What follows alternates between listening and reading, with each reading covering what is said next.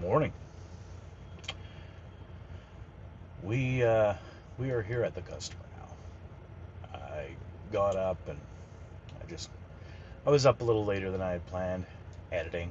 I did get a video done though. Got up, quickly ran over here, and they're unloading me now. So while they're unloading me, I'm going to I'll probably wait till they're about halfway done. Then I'm going to start doing the pre-trip on my truck. And that way they should be done by the time I'm done that, and I can pull forward and do the full pre-trip on the trailer. Because I'm not getting underneath the trailer when there's a forklift going in and bouncing all over the place. So when we're done here, we're going to head over to St. Paul to 3M. Now, according to my load info, we're just picking up a preload. It's not a live load, so I don't have to sit at a dock. But it looks like it's not going to be ready until sometime between 12:30 and 3:30, according to the load info. It could already be done. We don't know. So we're just going to head over there, drop this trailer for them so they could probably start getting it loaded, and then we'll head. If the load's ready, we'll grab it and run. If not, I guess we'll see if we can't park a bobtail there and just take a bit of a rest until it's ready. It's pretty much the best solution because there is no truck stop in and around there from what I can see. What's that? We got a couple of Walmarts. Well, what's this here in Maplewood? There's a Quick Trip. And come on.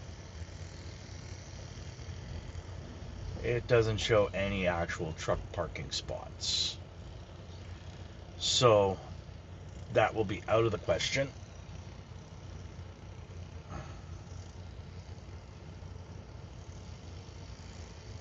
Yeah, it's just some diesel pumps. In fact, one of the reviews even says, wouldn't come here with a 53-foot trailer. Now, we'd probably might go there with a bobtail. Apparently there's some bobtail parking in the neighborhood. So yeah, that might be what we do. It's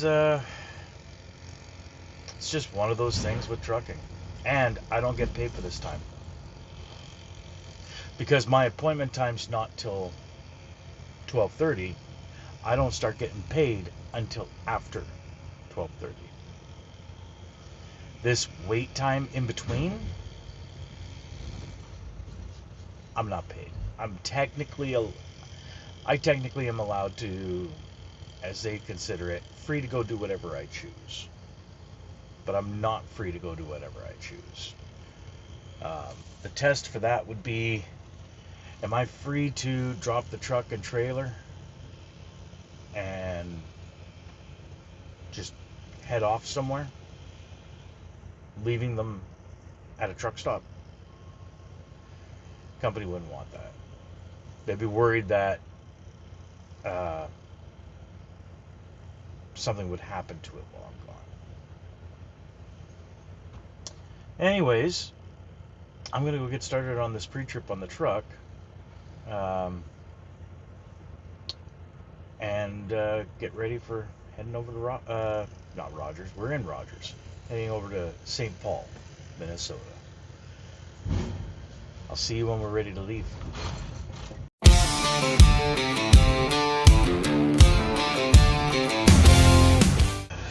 All unloaded. Inspection's been completed. We're ready to head over to 3M in St. Paul. Alright, it is 3M, isn't it? Yep. 3M building 450. Now we got this Tendencies carrier who just pulled up to close their doors. And now I can't get around them. And I don't see the drivers doing any work, so I don't know what they're doing. It's a team. Team or maybe training, I don't know. So I figured can't do it because I'm looking at all of here. When we get up here, take a look. Look at the gravel and where that little white post is. All you can see where the trailer tires have been going over it on an angle like this. And that white post is marked up. We'll give it a shot. But he is in an international, which does have a pretty good turning radius, but we have a better turning radius.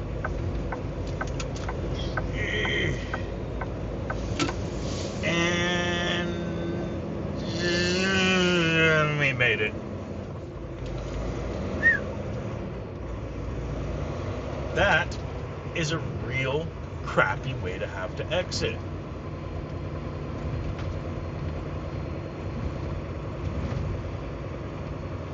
Now, I'm just checking here. Was there a way out over here? I don't think there was. I think that's the only way for us to get out. I mean, this is a complete park, industrial park. So, possible? Alright. Hard to say. Real hard to say.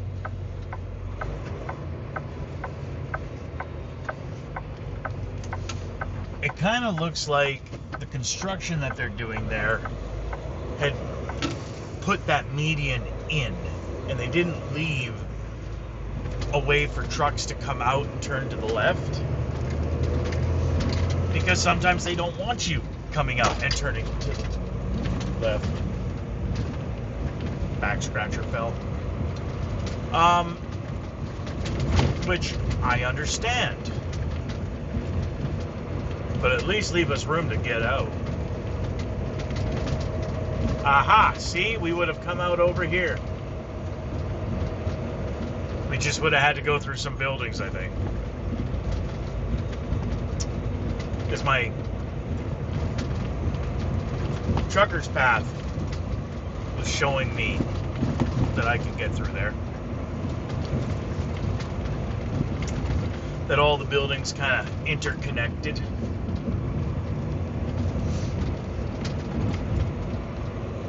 I've been to tighter spots than that. Heck, I had a delivery one time in Regina, Saskatchewan.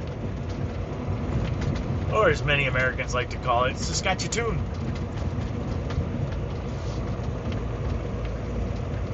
And the place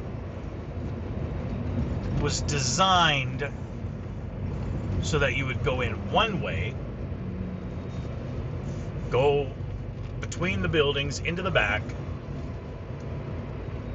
and then you would turn to the left because you were on the far right side of the building going in, and then you would turn to the left, and the docks were kind of angled, so when you turned to the left and pulled over, you were perfectly lined up to just basically back straight into a dock. Their neighbor, the business next to them, was doing some renovations, and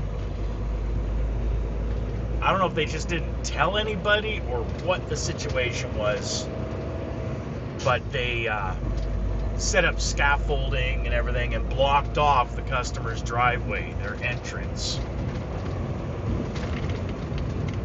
I get there and they're like, yeah, there's I don't know if they were supposed to reschedule my delivery or what, but apparently this has caused problems because there was a bunch of trucks showing up and nobody knew how they were going to get in there. Territorial road is not what we want. Oh, okay.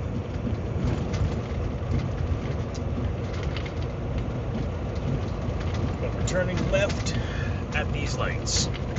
Okay.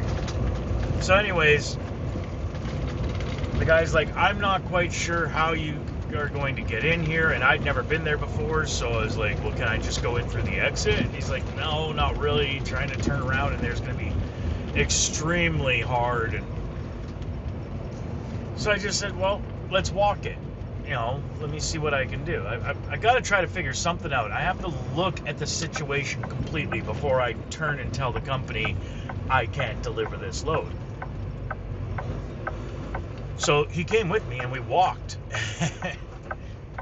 He's like, so here's the problem. As you were walking down the exit towards the back, there's not exactly a 90-degree to the right turn, but almost.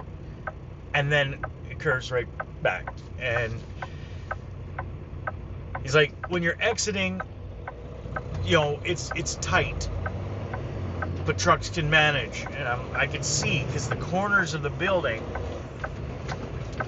at the turns, you can see where some guys weren't paying attention and rubbed their trailer along it. So I'm looking at this and I'm like, okay, well, it's just an S turn, really. It wasn't a full 90, right? It was kind of more of an angle. Not exactly 45, but somewhere in there. And then I get to the back and I see what he meant by, like, the angles are docked. So if I got in there, if I drove in there with the trailers and whatnot and stuff that they had in the back there, there was no way I was going to turn around. There was no way. There just was not that much room. So he's like, yeah, I don't know what to suggest. And I noticed docks numbered 1 and 2 were both empty. I say, well, would I be able to, if I can get back here, can I back up to one of those 2 docks? He's like, yeah, that would work. But how are you going to get back here? I'm going to back in. And that's exactly what I did. Off the street, I backed in, I navigated that S-turn, which I figured I was going to have to do a whole bunch of wiggling to get around, because backing can be very difficult around corners like that. Very difficult. But I must have been just in the zone, because I backed all the way in and all the way up to the door without having to pull up and straighten out or anything. Everything lined up. This is not a testament to my skill as a driver. It means I had a damn good day when it comes for backing. My skill in backing comes from the fact that when I'm reversing, I'm extremely cautious. Like, I get that feeling in your chest that, you know, don't relax. Keep alert. And so he got me unloaded really quick, and he's like, man, that was great. We really needed the product, and thank you for not just, because they had drivers that were showing up and saying, yeah, we can't deliver, which is probably the best thing they could have done. If you don't feel comfortable getting in there, then don't do it. If you think you might be able to do it, just make sure you have a way out. You can try. If it doesn't work, you can leave. So as I was leaving, another Yankee shows up, and he's like, really, we gotta back in off the street? And I told him, I said, you don't have to. If you don't think you can do it, don't do it. They're not requiring us to deliver the loads. They got screwed too, or somebody screwed up, but they're not blaming us. So he went and took a look at the path, and he just came back and he's like, "You're fucking crazy for even trying that." He didn't deliver. In fact, I took the empty back to the yard, and they were asking me if I wanted to go back there and deliver, and I'm like, nope. I did it once. Because I was there, and it was good customer service. And although I know I could have probably done it a second time, I'm not taking that chance of having an accident. But I didn't want to turn down my delivery.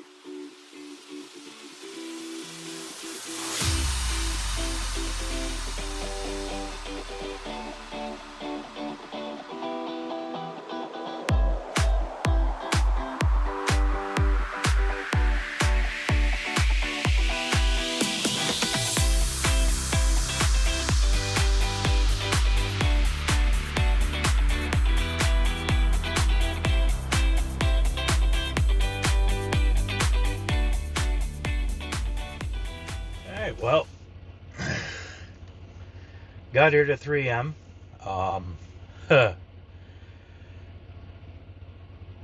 Traversing the narrow streets. Apparently, I had to turn down that residential street because part of Case, which is the address for 3M, is a no truck route. So I was routed to go down an actual residential street with cars parked on both sides. That scares the heck out of me. But there was no sign saying no trucks. Looking at the road, I could kind of see some tire markings from trucks driving down there, so I figured, okay, let's give it a shot. I know I said always make sure you have a way out. But I couldn't just pull over on the side of the road there to figure things out. I'd have been blocking traffic. It was a mess. So I get to security, give them my pickup number. They told me where to drop my trailer, but yeah, the load's not ready. And it could be ready at any time today. But I can't start billing Arnold Brothers for hourly until 12:30.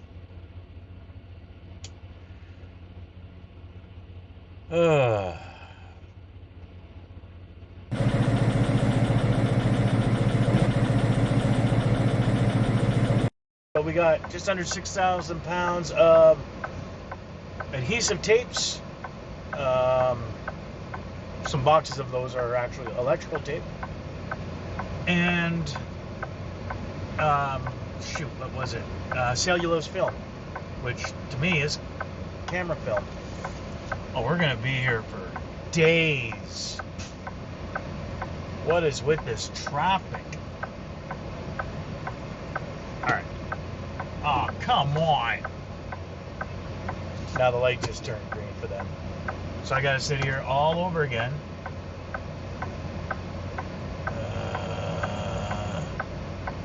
This is a that's Truckin moment. See, I don't know if I could have gone over one more street, because I don't know if that street would have been a truck route. Because remember, we had to go down a side street just to get here. Alright, I'm gonna do it. I'm gonna start blocking fucking road.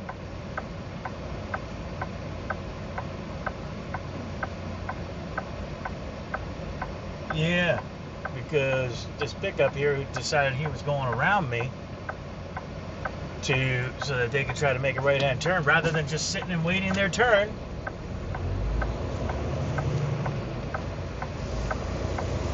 No, they're important, you know.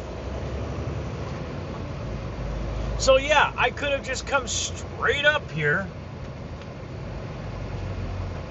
I could have gone further, one more street.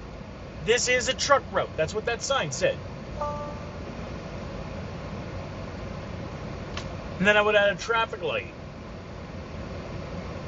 So since the last update or so with Trucker Path, I have found that its routing is way off. Way messed up. Right? Because like going from Memphis to Winnipeg, it wanted to send me down 3 sections that were going to put me in weight restricted zones. Why would you do that? Trucker Path is specifically designed for truckers and truck routes. It didn't ask me if I was okay with that routing. You know, if I was okay to be routed on that. It just did it. I had to run that route 3 times before it would come up with other options. Very unusual. And then here in St. Paul, it's got me going down residential streets rather than some more main thoroughfare residential streets.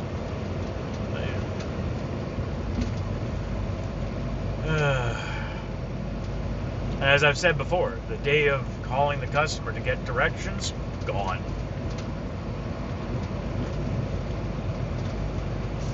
And you can buy a city map, but they don't necessarily tell you the truck route either.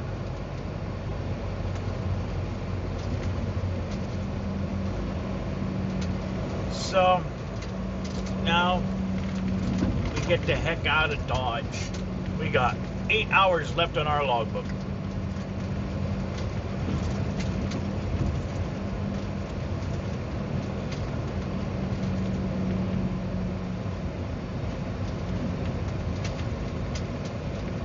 I say our logbook, but you're not signing it, are you? I mean, you want to be responsible for the pre-trips? It's an option. No, it's not. Alright. Ooh. furthest we might make it is Burns Harbor, Indiana.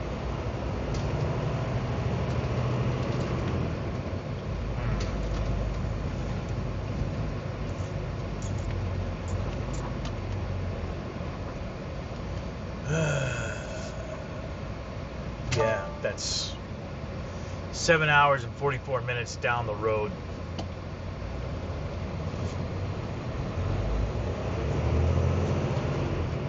Well, we'll see. I mean, we got lots of time. I can technically make Milton tomorrow. So what I'm going to do, because we're told to deliver the 5th, right? Instead of delivering the 5th, what I'll probably do, because I'm pretty sure it's just a drop, I'll probably just call Arnold Brothers tomorrow and say, hey, look, I'm going to be in Milton tonight. Y'all want me to just drop this off at the yard and you can find me something I can, maybe get the hell out of town?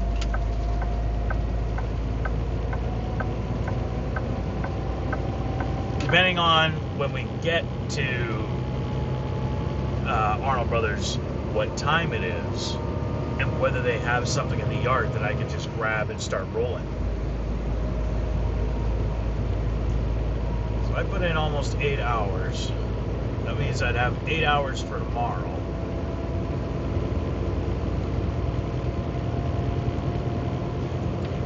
Which works out to be 10 hours by the time I get to the yard. But I'd have 8 hours to use, which would leave me 5 hours left on my logbook. That's enough to get up to Sudbury, provided I don't get stuck with traffic.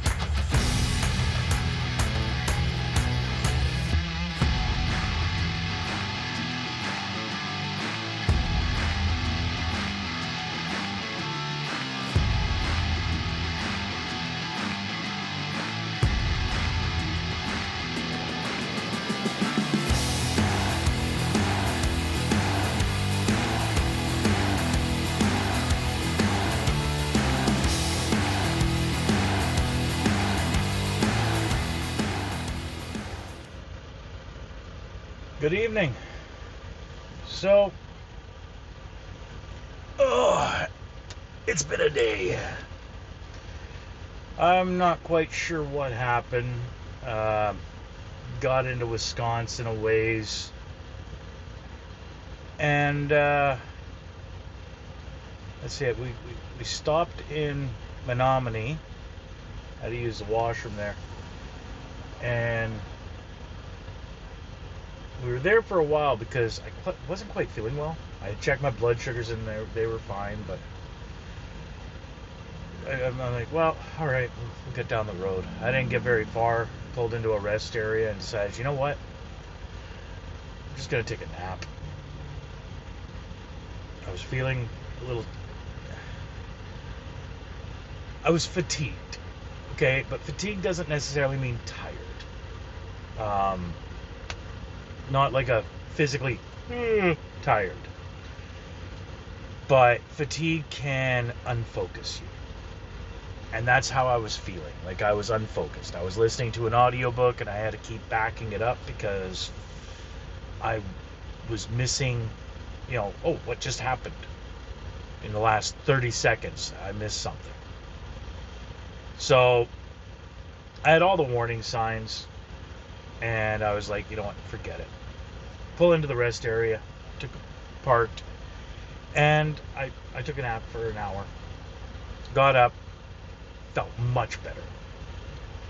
So I'm not sure what happened. I mean, yeah, it's warm out, but it's not exceptionally hot or anything. Not like what it has been, but it's been warm. But yeah, for whatever reason, maybe I'm just old. That could be it. So yeah, I got up. I was feeling great. Headed down the road. Started checking Trucker Path because I wasn't going to make it to Burns Harbor. So I was checking Trucker Path to see where I could stop for the night. And I have the hours. I could get right down close to Chicago, but by the time I got there, anything that says there's parking right now would be full by the time I got there. So that wasn't going to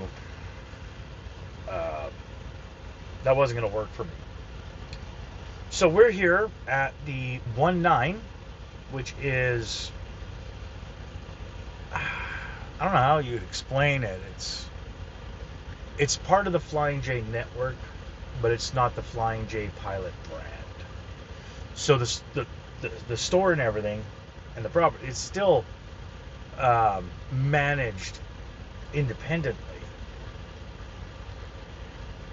So we got here into Forest, Wisconsin, and at first I went over to the TA because I've been to that TA before, and they got a handicap parking spot and they got reserved parking. I went in there.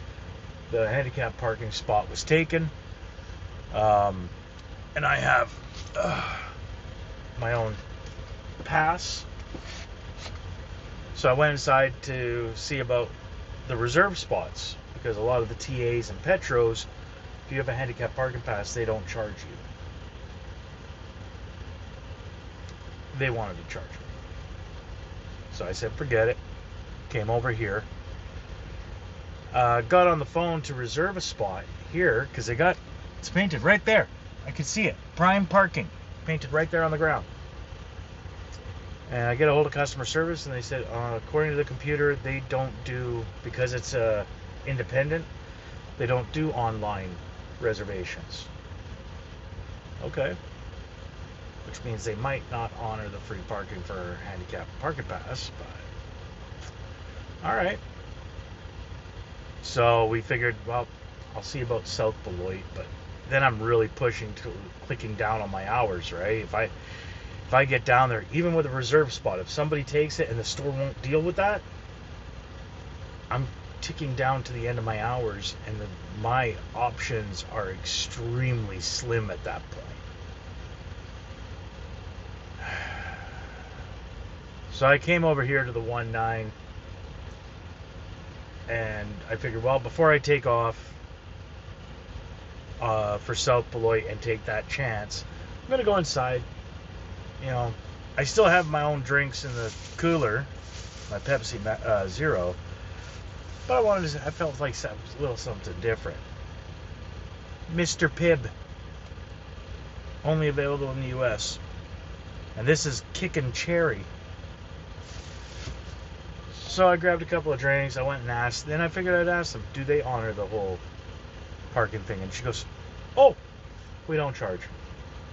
But you can only park here for 24 hours. After 24 hours, you have to leave. I'm like, I'm just spending the night. And, now I know. I'll make a notation in my Trucker Path. This is now one of my favorite places to stop, if I have to stop around here for the night. Because this area almost always has parking.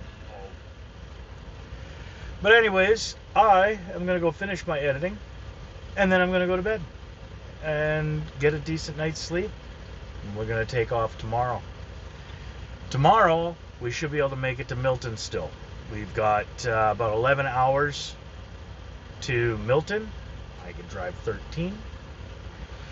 So, should be all right. And if something happens, we are delivering the next day anyway. So, there's no need that I have to get to Milton tomorrow.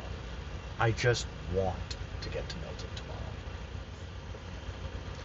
Anyways, thank you for sticking this one out with me. I know